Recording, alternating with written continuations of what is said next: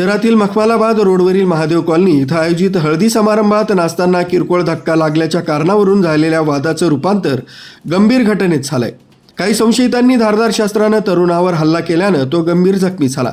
त्याच्यावर खाजगी रुग्णालयात उपचार सुरू आहेत. या प्रकरणी पंचवटी पोलिसांनी दोघांविरुद्ध खुनाच्या प्रयत्नाचा गुन्हा दाखल केला.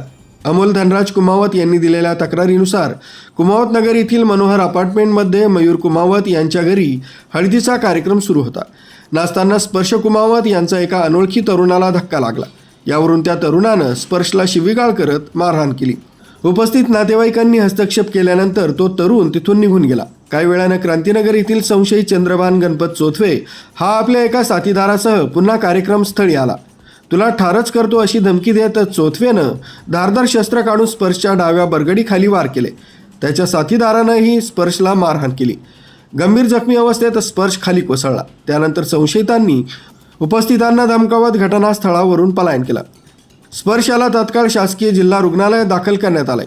या प्रकरणाचा तपास पंचवटी पोलीस ठाण्याचे उपनिरीक्षक सचिन पवार हे करीत आहेत. आरबी न्यूजसाठी मलिक शेख, नाशिक.